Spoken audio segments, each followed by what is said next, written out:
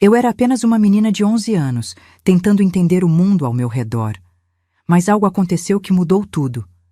Eu tinha um segredo que me fazia chorar todas as noites, algo que eu não sabia como contar.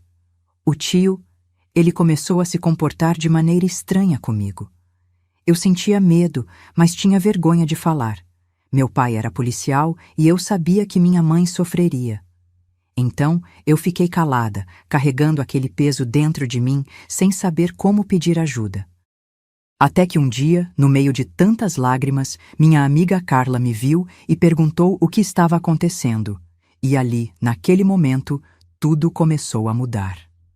Antes de continuar essa história, minhas queridas, peço que deixem o like aqui embaixo e se inscrevam no canal, se ainda não forem inscritos. Isso me ajuda a saber se vocês estão gostando das minhas histórias. E me conta aqui nos comentários, de onde você está ouvindo a minha história? Eu adoro saber de qual cidade, estado ou até mesmo de qual lugar do mundo vocês estão. Vamos criar essa conexão juntas. Capítulo 1. A vida simples em Criciúma. Olá, minhas queridas. Meu nome é Celina. Hoje eu tenho 82 anos, mas quando olho para trás, tudo ainda está tão vivo na minha memória. Eu cresci em Criciúma, uma cidade pequena no interior de Santa Catarina, e a minha vida lá era bem simples, mas muito feliz. Naquele tempo, as coisas eram diferentes. Não tínhamos tantas comodidades, mas tínhamos algo que fazia toda a diferença: o amor. Eu morava com meus pais, Edson e Dulce. Meu pai, Edson, era policial, e por causa do trabalho dele, ele passava muitos dias fora de casa. Isso me deixava um pouco triste às vezes, porque eu sentia falta dele, mas eu sabia que ele estava trabalhando para proteger as pessoas, e minha mãe, Dulce, era o coração da casa. Ela cuidava de mim e da nossa pequena propriedade. Minha mãe tinha um sorriso acolhedor, e as coisas ficavam sempre mais fáceis quando ela estava por perto. A nossa casa não era grande, mas era aconchegante. Ela ficava perto de um campo, rodeada de árvores, e o cheiro da terra molhada tomava conta do ar, sempre que a chuva vinha. Eu adorava brincar no campo, correr atrás das borboletas e brincar com os cachorros. Minha mãe me ensinava a cuidar do jardim e dos animais, e eu ficava horas aprendendo com ela. Naquele tempo, não havia tanta agitação como hoje, e eu me sentia em paz. Eu não tinha grandes preocupações, e os dias eram preenchidos com a simplicidade da vida rural. Eu ajudava minha mãe com as tarefas da casa, como lavar a louça, arrumar o quarto, e às vezes ela me deixava ajudar a fazer o almoço. Eu também adorava ouvir as histórias que ela contava sobre a família, sobre o passado de quando ela era jovem. Eu sentia que o mundo ao nosso redor era tão grande, mas ao mesmo tempo estava tudo bem ali, na nossa pequena casa, com minha mãe sempre por perto. Mas, como tudo na vida, as coisas começaram a mudar. Algo estava prestes a acontecer. Algo que eu não sabia como enfrentar. Algo que, mesmo em um lugar tão tranquilo como aquele, mudaria minha vida de forma que eu nunca imaginei. Capítulo 2. A chegada de tio Aldo. Depois de um tempo, algo começou a mudar em nossa casa. Era como se o nosso dia a dia estivesse tranquilo, mas algo pequeno e silencioso estivesse entrando, sem que a gente percebesse de imediato. Eu morava com minha mãe, Dulce, e às vezes meu pai, Edson, quando ele não estava no trabalho, e tudo parecia em paz. Mas começou a acontecer uma coisa que me deixou confusa. O tio Aldo, irmão da minha mãe, começou a aparecer mais vezes. Ele sempre foi aquele tio que a gente via de vez em quando, sabe? Um tio simpático, que chegava contando histórias engraçadas e fazendo piadas. Mas nos últimos meses, ele começou a vir mais vezes à nossa casa, de um jeito diferente. Ele chegava e ficava por lá, às vezes, até mais do que o normal.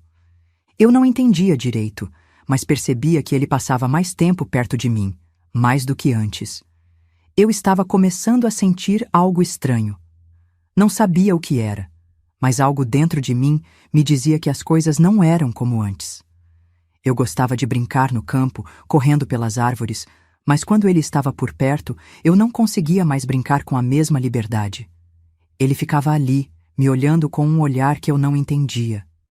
Às vezes, ele falava comigo de uma forma diferente, mais próxima, e eu não sabia o que fazer.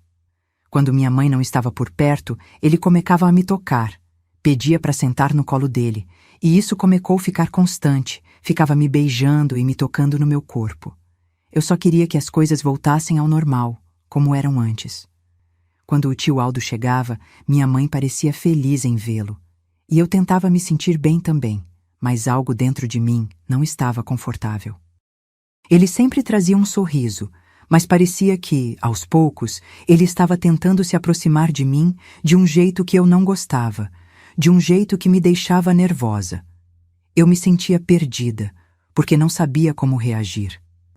Eu tentava não mostrar que estava incomodada, mas não conseguia entender por que eu sentia aquele desconforto toda vez que ele estava por perto. Eu ficava observando, tentando entender o que estava acontecendo, mas no fundo eu sabia que as coisas estavam começando a mudar de uma forma que eu não podia controlar. E a cada dia eu ficava mais preocupada, sem saber o que fazer. Teve um dia que minha mãe estava na roça e pediu para eu ficar com meu tio, que ela não ia demorar.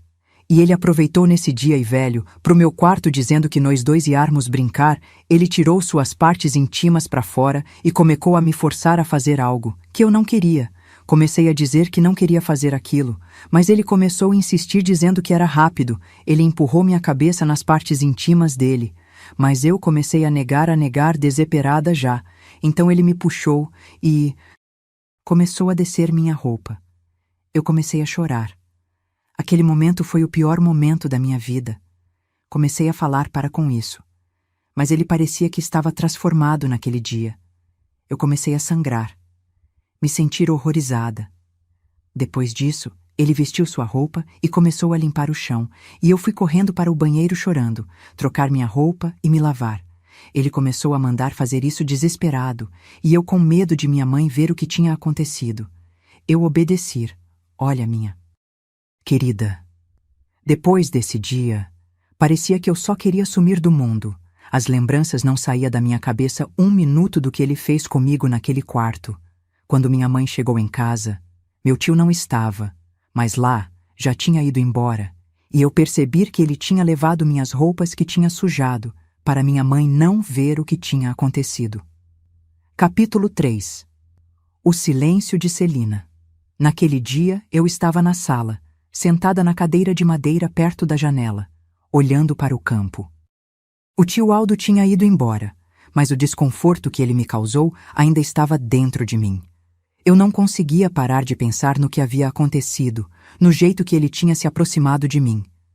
Eu queria falar, queria contar tudo para minha mãe, mas algo dentro de mim me bloqueava. Eu não conseguia encontrar as palavras. O que eu sentia era um nó na garganta, uma sensação estranha que me fazia engolir a palavra que eu mais queria gritar. Quando minha mãe chegou da cozinha, ela me viu sentada ali, com os olhos marejados, e perguntou logo: "Celina, o que aconteceu? Por que está chorando, filha?" Ela parecia preocupada, mas eu não conseguia responder. Eu queria dizer: "Mãe, o tio, ele me fez uma coisa horrível", mas as palavras simplesmente não saíam. Eu fiquei tão paralisada, tão traumatizada com o que havia acontecido, que a única coisa que eu conseguia fazer era chorar. O meu peito estava apertado, e eu não sabia o que fazer com toda aquela dor que eu estava sentindo. Eu olhei para ela e, mesmo com o peito cheio de palavras, só consegui dizer: "Mãe, estou com uma dor de cabeça muito forte." Eu não queria mentir, mas não sabia como contar a verdade, não sabia como falar sobre o que estava acontecendo sem que ela sofresse. Minha mãe me olhou com uma expressão de preocupação e disse: "Ah, minha filha, você deve estar cansada. Vou fazer um chá para você melhorar. Fique tranquila." Eu não sabia o que fazer. A dor de cabeça era só uma desculpa para não falar sobre o que realmente estava me consumindo por dentro. Minha mãe foi até a cozinha e eu fiquei ali, sozinha, chorando baixinho, com as lágrimas escorrendo, mas sem conseguir dizer nada. A dor que eu sentia não era só na cabeça. Era algo mais profundo, algo que me deixava sem forças para contar o que estava acontecendo. Eu queria ser forte. Eu queria dizer a ela, mas o medo me fazia calar. Capítulo 4. O isolamento no colégio. As semanas foram passando e eu continuei vivendo aquela rotina silenciosa. Todos os dias minha mãe me levava para o colégio de bicicleta. Era sempre a mesma coisa. Ela me deixava na porta da escola, me olhava com carinho e me dizia para ter um bom dia. Mas, quando ela ia embora, algo dentro de mim se apertava. Eu não queria estar ali. Eu não queria ficar longe dela. O meu coração estava pesado, e mesmo no colégio, eu sentia que não podia fugir da dor que me acompanhava. Lá, as crianças todas brincavam no pátio, se divertiam, riam, mas eu me sentia completamente sozinha. Sempre que chegava, me sentava em uma cadeira no canto da sala, afastada de todos. Elas chamavam para brincar. Algumas meninas até me convidavam para jogar, mas eu nunca queria. Sempre dizia que não estava afim. Mas, na verdade, era como se uma parte de mim estivesse petrificada, congelada, sem saber como me conectar com ninguém. Eu queria brincar, eu queria rir, mas algo me impedia. Na maioria das vezes, eu ficava ali, na cadeira, olhando para os outros, mas sem participar de nada. E, às vezes, quando ninguém estava olhando, eu chorava baixinho. Sentia um nó na garganta, mas quando eu tentava falar, não saía nada. A dor que eu carregava dentro de mim parecia tão grande que eu não conseguia dividir com ninguém. Eu queria gritar, contar o que estava acontecendo, mas o medo me impedia de fazer qualquer coisa. Então, eu me calava, escondia as lágrimas e tentava seguir em frente. Mas havia uma amiga minha, Carla, que percebeu. Ela sempre foi gentil comigo, sempre me chamou para brincar, mas sabia que eu nunca queria. Um dia, depois de ver que eu estava diferente novamente, Carla me perguntou, com aquela voz suave e preocupada: Celina, por que você está chorando? O que aconteceu com você? Eu queria tanto responder, mas quando ela me perguntou, algo dentro de mim travou. O medo de contar, o medo de magoar minha mãe, de fazer com que ela sofresse, me fazia ficar calada. Eu queria falar, mas não conseguia. O que eu sentia estava tão pesado, tão difícil de colocar em palavras, que tudo o que eu consegui fazer foi olhar para Carla com os olhos cheios de lágrimas e dizer: nada, só estou com dor de cabeça. Eu não queria dizer a verdade, porque tinha um detalhe que mudaria toda essa história. Capítulo 4. O medo de falar com meu pai. Às vezes, eu pensava em falar com meu pai. Ele era policial, sempre forte e protetor, e eu sabia que ele nunca deixaria ninguém me machucar. Mas toda vez que essa ideia passava pela minha cabeça, uma outra coisa vinha junto. Eu imaginava o meu pai, com a fúria que ele tinha quando estava defendendo alguém, indo até o tio Aldo e matar ele. E eu sabia o que ele faria. Ele, como policial, tomaria uma atitude, mas o que aconteceria depois? Eu sabia que se meu pai descobrisse o que o tio Aldo tinha feito, ele não pensaria duas vezes. A raiva dele seria grande, e eu imaginava uma briga tão forte entre eles, uma violência que poderia acabar com tudo, até com a nossa família. Eu pensava que ele poderia até fazer algo muito pior, algo que mudaria nossa vida para sempre. Ele era um homem de ação, e em sua cabeça ele estaria apenas defendendo a honra da nossa casa. Mas ao mesmo tempo, eu sabia que isso só traria dor para todos nós. Minha mãe, ela era muito próxima do tio Aldo. Ela sempre teve uma ligação muito forte com ele, e eu sabia que isso a deixaria devastada. Eu não queria vê-la triste. Não queria que ela sofresse por causa de algo que eu poderia, talvez, ter escondido melhor. O medo de causar uma rebelião dentro da minha própria casa me paralisava. Eu não sabia o que fazer, não sabia como lidar com esse segredo. Ficar calada parecia ser a única solução, mesmo que a dor me consumisse aos poucos. Eu queria tanto contar para a minha mãe, mas sabia que se eu falasse, algo muito grande e muito feio aconteceria. Algo que poderia dividir nossa família, e eu não queria isso. Eu só queria que as coisas voltassem a ser como antes, quando eu me sentia segura e feliz com eles. Mas isso estava praticamente impossível para mim. Capítulo 5. A decisão de falar. Eu vivi com aquela dor guardada dentro de mim por 3 anos. 3 anos. 3 anos em que o peso do que eu sentia me consumia lentamente, e eu não sabia mais como lidar com isso. Eu tinha apenas 11 anos quando tudo começou, e agora, com 14, eu sentia que já não conseguia mais esconder o que estava acontecendo dentro de mim. Meus pais sempre foram muito carinhosos, sempre me perguntavam como eu estava, o que eu sentia, mas eu nunca conseguia dizer a verdade. Eu mentia, dizia que estava bem, que era só uma dor de cabeça ou qualquer outra desculpa. Mas no fundo, eu sabia que a dor que eu sentia não era algo que pudesse ser resolvido com um chá ou uma palavra de conforto. O que eu carregava era muito maior, muito mais pesado. Minha mãe, Dulce, sempre me olhava com aqueles olhos cheios de amor e preocupação. E meu pai, Edson, com seu jeito forte e protetor, nunca deixava de me perguntar como eu estava. Ele sabia que algo não estava certo, sabia que eu não estava sendo a mesma, mas eu não conseguia falar. O medo, a vergonha, o medo das consequências, tudo isso me paralisava. Mas, com o tempo, algo dentro de mim começou a mudar. Eu já não conseguia mais suportar o peso daquele segredo. Eu sabia que, se eu não falasse, isso iria continuar me consumindo, e eu não queria mais viver assim. Eu olhava para minha mãe, via como ela me amava e pensava: ela merece saber a verdade. Meu pai também. Eles merecem saber o que está acontecendo para que eu possa finalmente ser livre disso. Foi então que, numa tarde, quando estávamos todos em casa, eu resolvi falar. Não sei de onde veio aquela coragem, mas algo dentro de mim disse: é agora. Eu me levantei da cadeira e fui até onde eles estavam, na sala de estar. Eles me olharam e vi o cuidado nos olhos deles, como se soubessem que algo estava prestes a acontecer, mas não sabiam o que era. Eu engoli a seco e, pela primeira vez em anos, decidi falar. Eu preciso contar uma coisa para vocês, eu disse com a voz trêmula. Aquelas palavras eram tão difíceis de sair, mas eu sabia que tinha que ser agora. Meu coração batia forte e eu sentia que o tempo estava parado. Eu não tenho conseguido dormir, não tenho conseguido pensar em mais nada.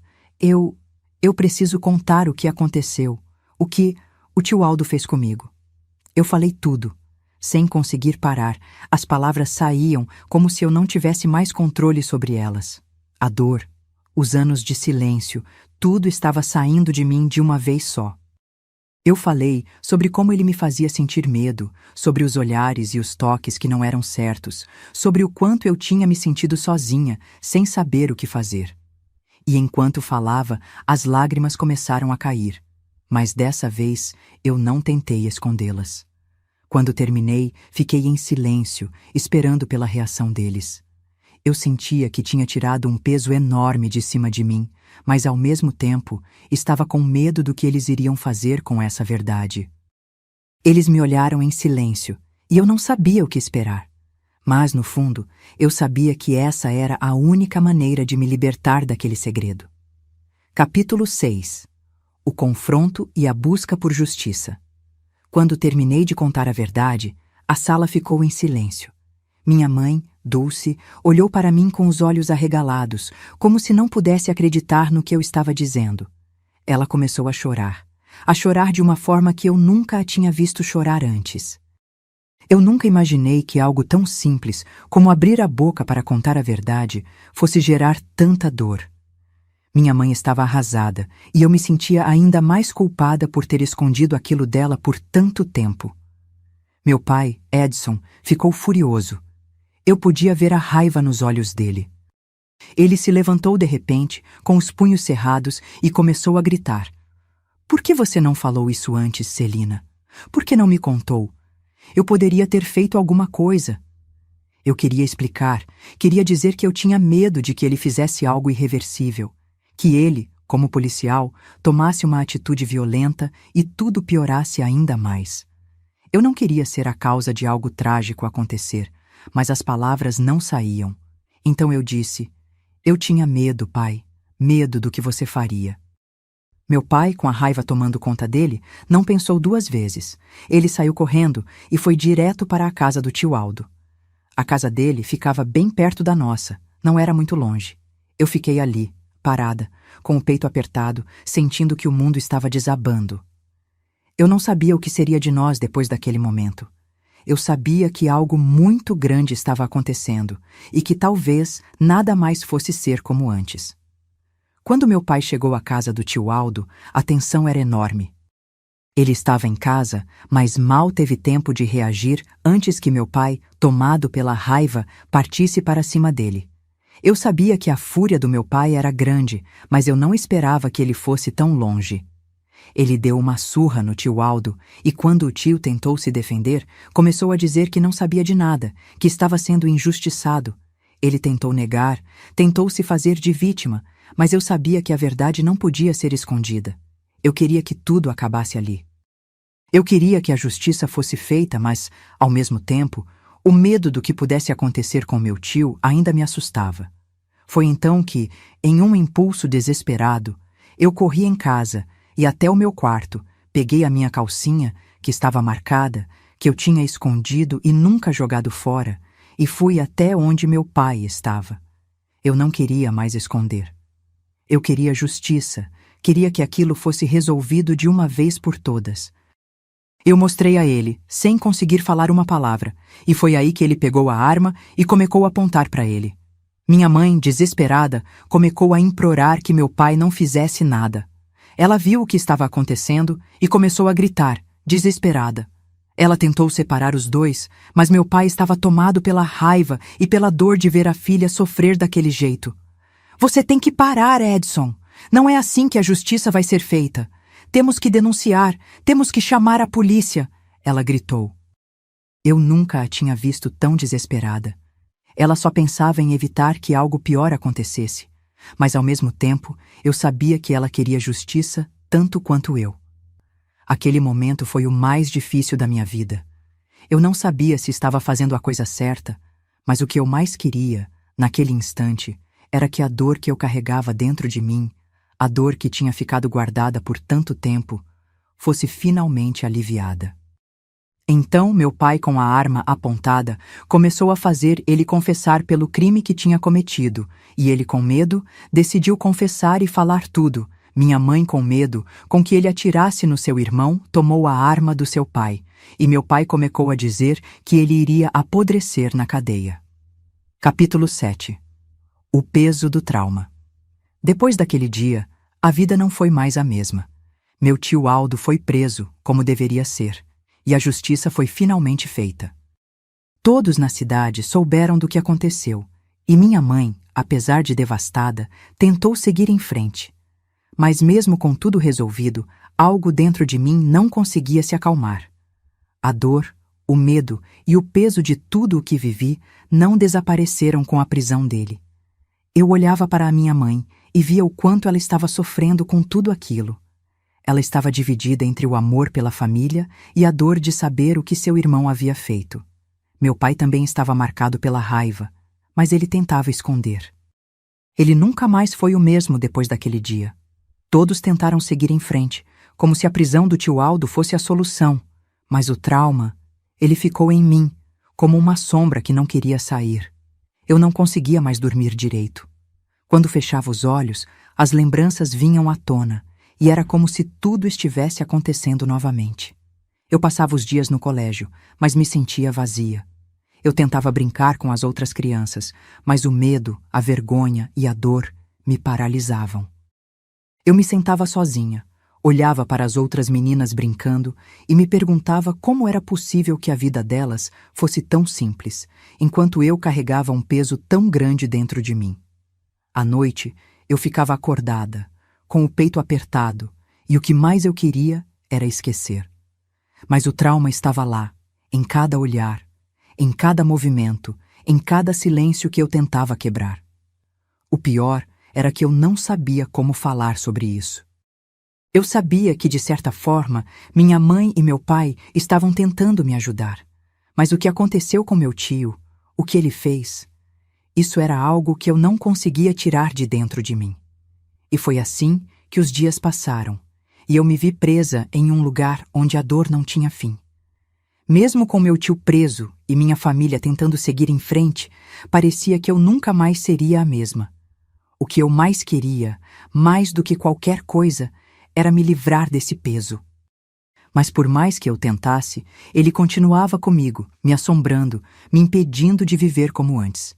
Eu queria encontrar a paz, mas o caminho para isso parecia ser muito mais longo do que eu poderia imaginar. E então, eu pergunto para vocês, minhas queridas, o que acham disso? A morte do meu tio Aldo, a forma como ele foi tratado na prisão, foi justiça ou algo pior? Será que a dor que eu sentia, a dor que ele causou, merecia esse fim? Eu não sabia o que pensar, mas e vocês, o que acham? Deixe sua opinião aqui nos comentários. Mas vamos continuar, porque o que vou te contar agora e diante vai tocar seu coração. Capítulo 8. O trauma e a tentativa de superação. Eu já tinha 25 anos quando conheci Vinícius. Ele era gentil, atencioso e parecia ser exatamente o tipo de pessoa que poderia me fazer sentir segura novamente. A princípio, eu nem sabia o que pensar. Ele se aproximava de mim com carinho, com aquele olhar de quem queria cuidar de mim, de quem queria me dar amor. Ele falava sobre a vida juntos, sobre um futuro, e eu podia sentir que ele realmente se importava. Eu queria acreditar que eu merecia esse tipo de amor. Eu queria, de verdade, me abrir para ele e deixar de lado os medos do passado. Mas por dentro, havia algo me impedindo. Algo tão forte que me fazia afastar qualquer tentativa de aproximação. Eu não conseguia me entregar ao carinho dele, ao toque dele. Toda vez que ele tentava se aproximar de mim de uma forma mais íntima, um medo paralisante tomava conta de mim, e o que eu sentia não era mais amor ou desejo, mas o terror de reviver o que eu tinha sofrido. O trauma estava lá, guardado, e eu sabia que ele não iria embora tão facilmente. Não importava o quanto Vinícius fosse bom e amoroso comigo, eu não conseguia simplesmente deixar o que aconteceu no passado para trás. Eu sempre negava. Sempre dizia que não estava pronta, que precisava de mais tempo. Mas o tempo passava, e eu ainda me sentia a mesma. Eu me isolava, me fechava, e isso fazia com que ele começasse a se afastar também, sem entender o que se passava dentro de mim. Ele não sabia, não entendia o quanto eu sofria com o simples gesto de carinho, de afeto. Era como se eu estivesse em um constante conflito comigo mesma, querendo viver uma vida normal, mas sendo impedida pela dor que não podia desaparecer. Eu falava com minha mãe, sempre que podia, sobre o que estava acontecendo. Eu lhe contava que eu queria, que eu tentava, mas que o medo tomava conta de mim, e eu não sabia o que fazer para deixar esse trauma para trás. Minha mãe, com toda a paciência e amor, sempre tentava me ajudar, dizendo que eu precisava de alguém ao meu lado para superar isso. Celina, você não pode viver no passado para sempre. Você merece ser feliz. Você merece amar e ser amada, ela dizia, com a voz suave e cheia de esperança. Mas por dentro, eu sentia que não seria tão fácil. O que eu havia vivido me marcava de uma forma tão profunda que parecia impossível deixar esse trauma para trás. Eu sabia que minha mãe queria que eu seguisse em frente, mas na verdade eu não sabia como. Eu queria tanto deixar esse peso, esse medo, esse bloqueio, mas era como se minha mente e meu coração estivessem presos a um passado que não me deixava viver plenamente o presente. Vinícius não desistia, e eu sabia que ele queria que as coisas fossem diferentes. Mas para mim, cada tentativa dele de se aproximar me trazia uma sensação de culpa, como se eu estivesse rejeitando algo bom e bonito por causa de um trauma que eu não conseguia vencer. Eu estava presa, sem saber como dar o próximo passo, e o que mais me atormentava era a dúvida. Será que eu conseguiria realmente superar tudo o que aconteceu e deixar o amor entrar novamente na minha vida? Capítulo 9. O apoio de Vinícius e a busca por ajuda. Vinícius foi muito paciente comigo, mais do que eu imaginava que alguém pudesse ser.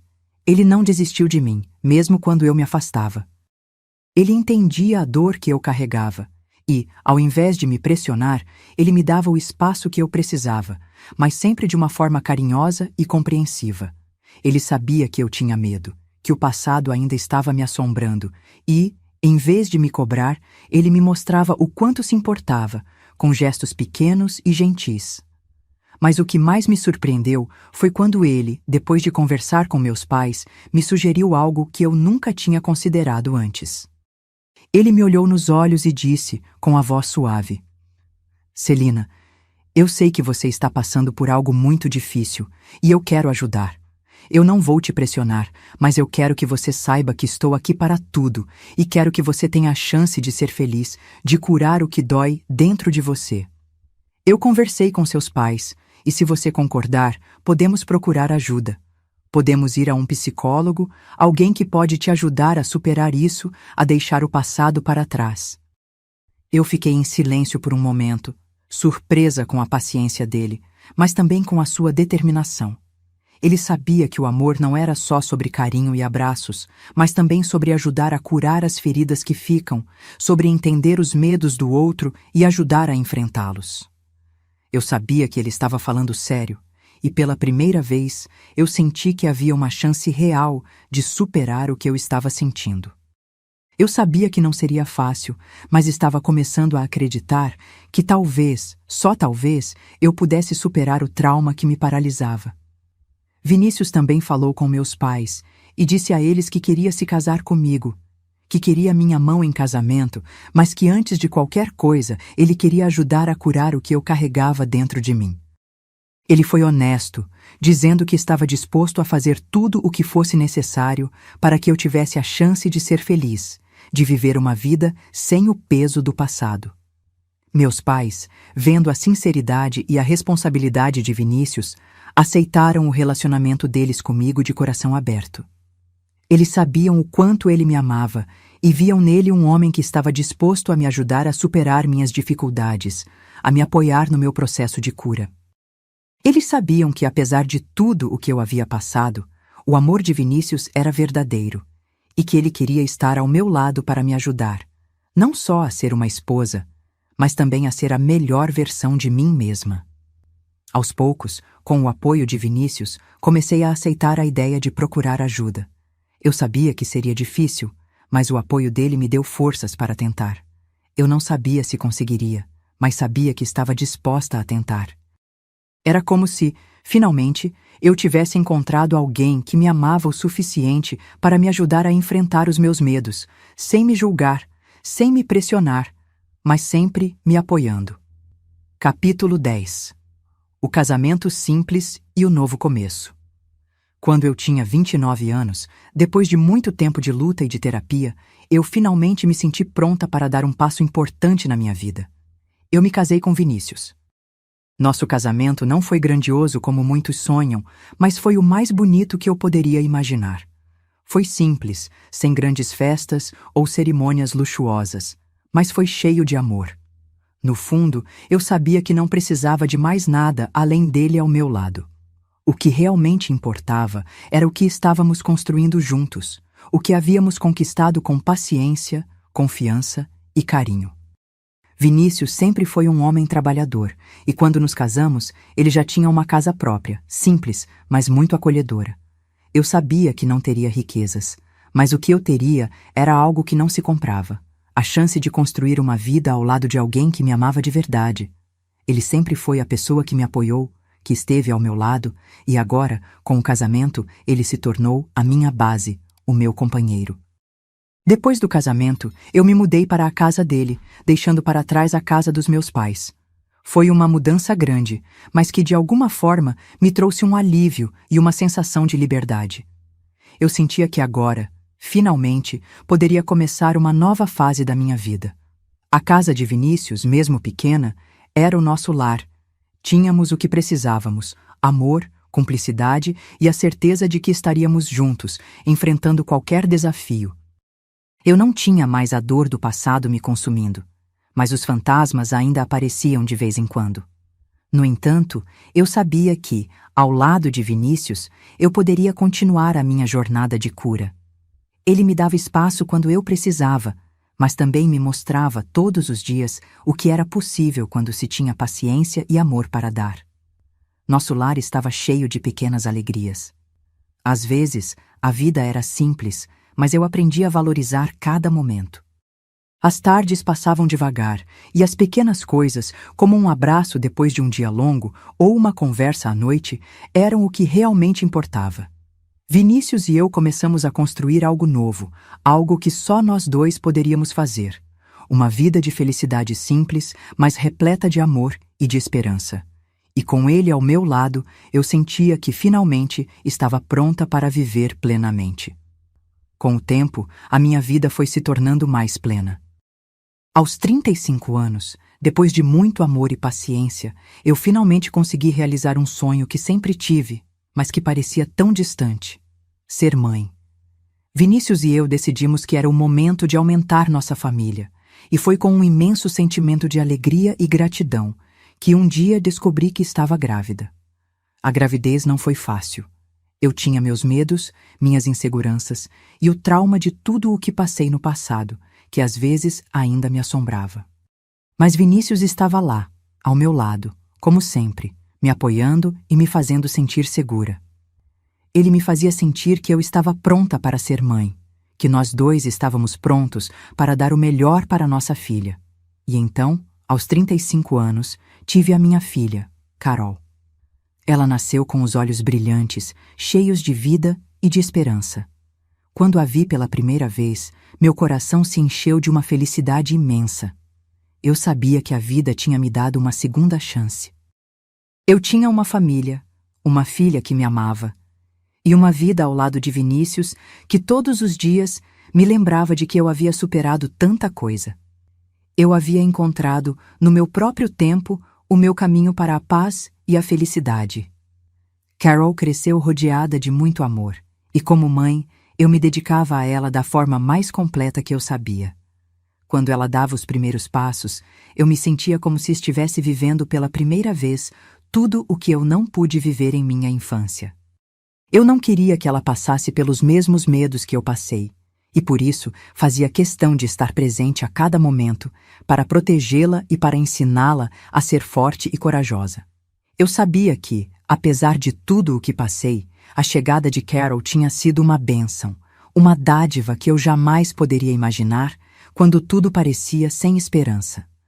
Hoje, olhando para ela, vejo o quanto eu cresci, o quanto Vinícius e eu construímos juntos e a alegria que ela trouxe para as nossas vidas. Eu finalmente me sentia realizada, não só como esposa, mas também como mãe, com o amor de uma filha que era a nossa razão de viver. Capítulo 11. A perda de minha mãe e a responsabilidade com meu pai. Eu tinha 40 anos quando minha mãe, Dulce, faleceu. Ela já estava doente há algum tempo e sua saúde estava se deteriorando aos poucos. A diabetes que ela carregava há muitos anos finalmente a enfraqueceu, e ela ficou cada vez mais fraca, até que não resistiu. Eu ainda me lembro do último dia que passei com ela. Ela estava de cama, olhando para mim com aquele olhar cheio de amor, como sempre fez, mas agora havia uma tristeza em seus olhos, como se ela soubesse que estava se despedindo. Ela morreu com 69 anos, e embora a dor de perdê-la tenha sido imensa, eu também sentia um alívio por ela ter pelo menos vivido o suficiente para ver sua netinha Carol crescer. Ela sempre sonhou em ser avó, e quando Carol nasceu, ela teve o prazer de segurá-la nos braços, de ver o sorriso dela. Isso, de alguma forma, me confortava, saber que ela teve esse momento de felicidade antes de partir. Após a morte de minha mãe, as coisas começaram a mudar. Eu não podia simplesmente deixar tudo para trás e, como única filha, sabia que tinha que cuidar do meu pai. Edson, meu pai, estava com 71 anos e, como minha mãe, já não tinha a mesma força de antes. Ele estava começando a se sentir fraco, com problemas de saúde que já estavam afetando sua mobilidade e sua disposição. Não tinha como deixar ele sozinho. Eu tinha que estar lá, ao lado dele. Então, decidi me mudar para a casa dos meus pais, para ficar mais perto e cuidar dele. Vinícius, como sempre, me apoiou em tudo e foi muito compreensivo com essa decisão. Embora fosse difícil para nós dois, ele sabia que eu precisava estar com meu pai. Então, todos os dias, eu ia e voltava entre a casa de Vinícius e a casa dos meus pais. Durante o dia, eu cuidava do meu pai, preparava suas refeições, dava os remédios e, à noite, voltava para a minha casa para estar com Vinícius e Carol. Era um ritmo cansativo, mas não havia outra opção. Eu era a única filha. E isso era o que eu precisava fazer. Era uma época difícil. Eu estava lidando com a perda da minha mãe e, ao mesmo tempo, tinha a responsabilidade de cuidar do meu pai. Mas apesar das dificuldades, eu sabia que estava fazendo a coisa certa. Eu estava retribuindo todo o amor e cuidado que minha mãe me deu, e isso me dava forças para seguir em frente. Capítulo 12. O cuidado e o olhar de amor. Quando meu pai completou 75 anos, ele teve um derrame. Foi um dos momentos mais difíceis da minha vida. Eu já tinha perdido minha mãe, e agora, ver meu pai, aquele homem forte, que um dia usava farda, que me protegia com tanto zelo, se tornar tão frágil. Foi um baque muito grande.